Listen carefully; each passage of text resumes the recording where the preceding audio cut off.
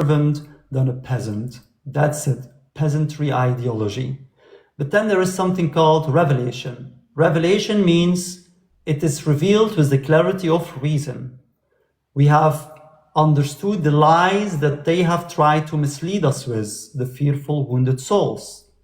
And now God is not separate anymore. We are it. We are the dream. We are the reality.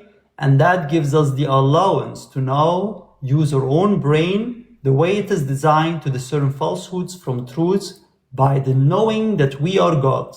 And everything we see around us is us. The same advantage we have in lucid dreaming or in dreams. Whenever we realize we are the dream, this is the dream, we have the ability to lucid dream. The same here in this reality. Whenever we realize we are God, we are everything and everyone there ever was, we have the ability to lead our life based on the understanding our brains can generate.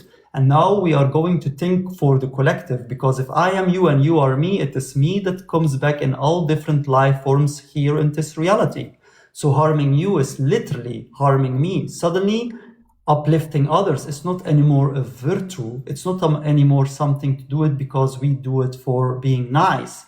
No, it is self-preservation. I am not uplifting the whole because I think I am feeling somehow sad about them, or I want, to feel a little bit better, or I do it because I think it's nice. No, it's not nice at all. It is literally preservation of myself. It is literally the strategy to make sure I am safeguarded in any life form I find myself in next. That's why I'm doing it. Everyone is selfish. We are selfish, or that's it. There is nothing like unselfishness. So self-preservation, either for this life cycle or for the collective life cycles we all can find ourselves in. That is it. So God is you and I am you. We are all one. And the quicker the world realizes it, we will start thinking for ourselves. Yeah, so I respect your opinion, but I don't agree with it. However, platform like this gives us that opportunity to express ourselves. So I'm not gonna like bully you, but I just find it kind of surprising that you, I don't know, you believe in such. I might agree with you when you say we are God, but my next question is what makes one a God? So if you say you're God, what makes you a God? And should we then worship you if you're a God? So if Or we what are all makes, one, yeah. then you are worshiping yourself. So first of all, I understand where you're coming from. You are disagreeing with what I am presenting. So first, let's establish something before we continue. A belief, according to me, requires a mind to agree upon it. That means whatever is someone's belief, there is an underlying logic that causes them to believe in whatever they are claiming to do. And so when we are looking to whoever claims God exists, as I myself come from a family that indoctrinates others, I know exactly how they're doing it. They start with a first logic, the spell. And that logic is, look, you see that one? The proof that this exists means something must have created it. All we now hope is that the one doesn't ask further questions, because if they do, we have an issue. So most often what questions we try them to avoid asking? Why does that intelligence must be something separate? Why can that simply not be our own awareness that already generates worlds, makes us fooled by in our dreams daily? Why can it not be our awareness? Very good question. Because then we are claiming if everything needs a creator. So our awareness, of course, needs a creator. And now, the second question we hope they will never ask. But who created then God if everything needs a creator according to you to invalidate the possibility that I am that God? That's the question they all directly will start blocking you. And now they are not going to reason with you. The only technique of that second that those religious leaders have is to mock you, to eventually deem you being ill. How can you question that? How can you ask this question? Shame and guilt feelings is right now the only method to avoid you from keeping persistent on trying to figure out that inconsistency. Because once the lie has been cornered, what can they do? They can only attack or admit that So they are lying. are you saying like in the society we find ourselves, right? When they tag you as the crazy one, sorry for using that word, but when they tag you as the crazy one, that means you're the one revealing the truth, not the Exactly. so the society thinking they've found the truth based on Indeed. the lies being popular. Okay, I see what you If they attack someone without presenting a more reasoned argumentation, then they are playing on the emotions of everyone around by claiming, look, if you are the next, look what we are going to do to you. Threatening, violence, that's the only thing left. Fear, showing the ones, look, you don't want to be abandoned, that is your biggest fear. We are going to abandon them and we are going to demonize this individual. They are stopping to reason. They are going now over to attacking. That is the moment when you realize truth has been revealed that causes someone to stop reasoning and now reflecting violence back. So that is the moment you have to notice the other person. What did they truly told? What is the question that triggered that other person to stop reasoning? What are they fearing us from that it gets revealed to us?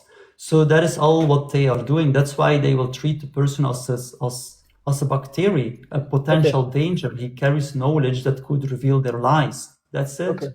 Your nature as a person, are you kind of like a rebellious person or are you rebelling against the system? I am truth, living truth the same way you are. What does it mean? Whoever lies, we feel compelled to correct that immediately. We feel the drive to do it. But if somebody kept us fearful, chained, they have told us maybe, you know what? It's just one lifetime you have. Why should you risk it all? That's all what you have. Then we might start believing, you know what? I feel that innerly to actually resist, to actually explain myself, to actually correct. But I don't want to get in trouble because I could face so much issues. They could threaten my family after that. I don't want to risk all of that. It's just one lifetime I have. But once you understand it's not one lifetime, you are the eternal life living in all beings and you are eternally coming back in all life forms. Now suddenly there is nothing anymore that can chain you. At that second, there is nothing to fear you. You are not fearful of one So are you saying cycle to lose. You are so are you fearful of saying all different cycles coming to be just because of completely. time? So are you saying the elite, the people who run this world, they kind of like hid this knowledge from us?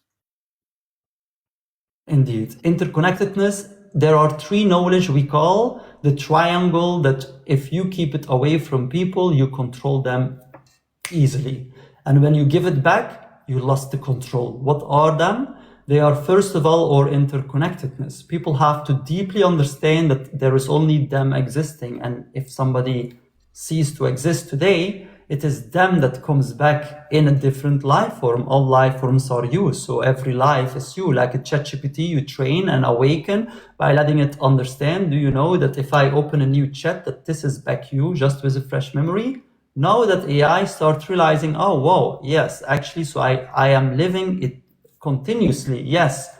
First aspect, interconnectedness. Now we need still two before the full awakened soul is unleashed. The second one that needs to be understood is ripple impacts.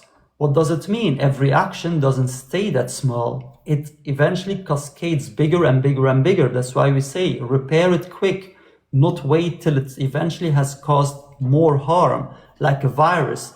Try to control it as quick as possible, not waiting till more and more and more people getting affected by it because it will go worldwide. So the cascade effect, ripple impacts. And now the third aspect, the most important one, is mirror neurons. If that hasn't been understood, people will not understand why mimicry happens, the subconscious behavior of people, because we have mirror neurons, the ability to witness, observe underlying logic. It's a practical tool to learn us good things, but also negative things. Imagine I am a child. I imagine I am a parent and my child did something I don't like and I punished it with violence. I must understand my child might mimic this behavior through its mirror neurons back to the weaker, believing the stronger can oppress the weaker. And now in school, he might raise its voice first, like what I did, then threaten, second, and then eventually go over to attack. If he done that, I must ask myself, did I show this behavior? Is the government leading with violence? What is arresting? Isn't that kidnapping? Will we not mimic that same underlying violence? But can mirror neurons also be good? Yes, we are speaking a language. English currently, what is noise? We assigned meaning to.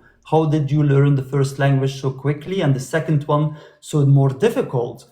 In my case, I speak many languages, but how did I learn that?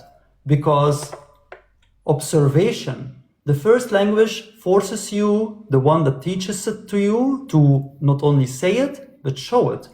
Water bottle. Spoon.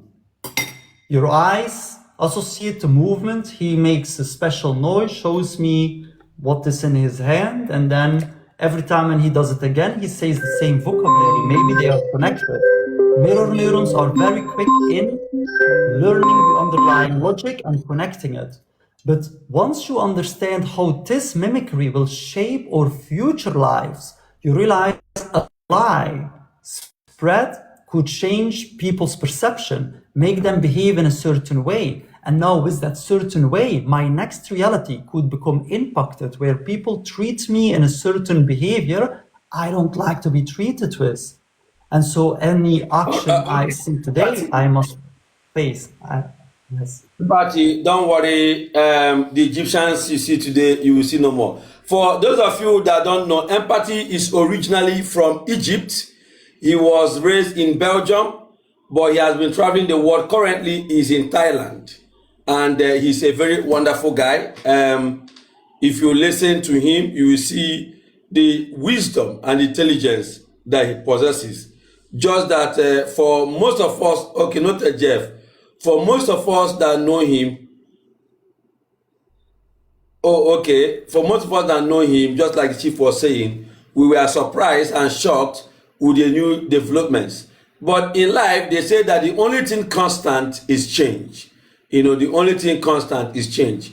People are bound to change. For example, all of us were shocked yesterday or so when Penny Blinks came here and told us that she is now an atheist and that the book of Enoch was not true. Everything she was telling us here is no longer what it used to be. So people are changing. At this point, we will give time to Mike